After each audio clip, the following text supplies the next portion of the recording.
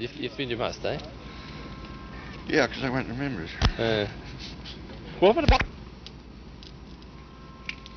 Prime Minister, what are your impressions of today's great event? Well, they're many and varied, but I have a prepared formal statement which I think perhaps I could read, because that would put in short compass the general impressions that I have. And this is the statement.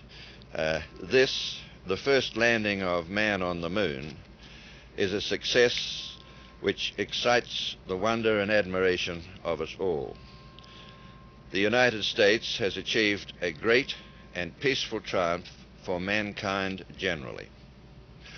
All Australians congratulate the United States, the three astronauts, Neil Armstrong, Edward Aldrin, and Michael Collins, the National Aeronautics and Space Administration, and those people all around the world who have been associated with this Apollo mission.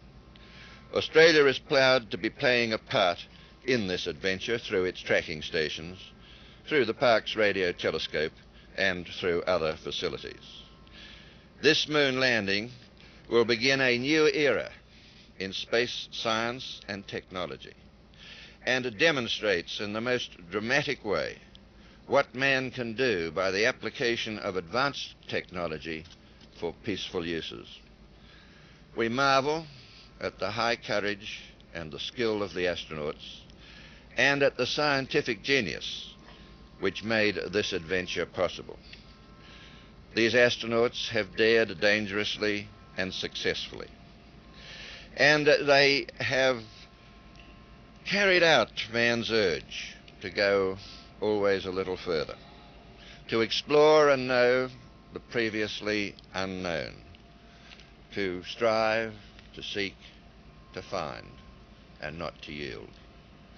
There is no time more memorable than a first time, no triumph greater than one sought and achieved in peace, and the world is the richer because of this epic journey. To these men on the moon, we say thank you, Godspeed, and a safe return home. Prime Minister, as a former fighter pilot yourself, of only 25 years ago, you were flying Hurricanes. What do they do, 350 miles an hour? Well, that's what they used to say in the papers, but in point of fact they used to cruise at about 180.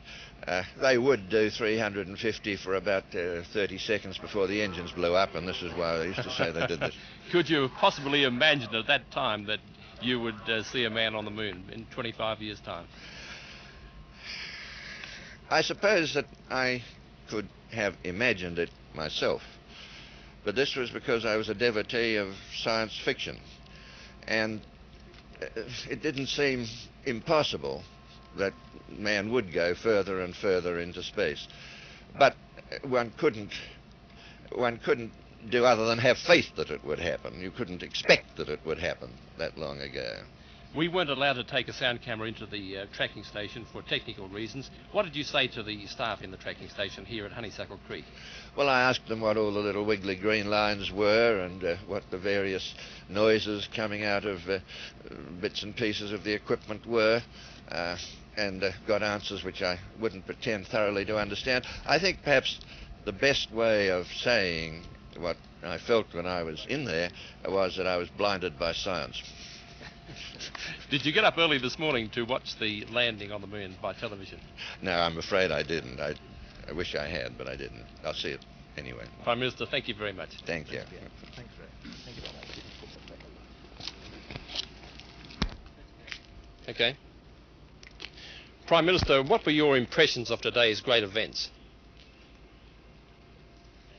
As a former fighter pilot yourself of only 25 years ago, when you were flying Hurricanes that could do, what was it, 350 miles an hour, could you have ever imagined that only a quarter of a century later men would be flying to the moon? We weren't allowed to take a sound camera into the tracking station here at Honeysuckle Creek for technical reasons. What did you say to the staff while you were making your inspection? Did you get up early this morning to watch the landing on the moon by television? Prime Minister, thank you.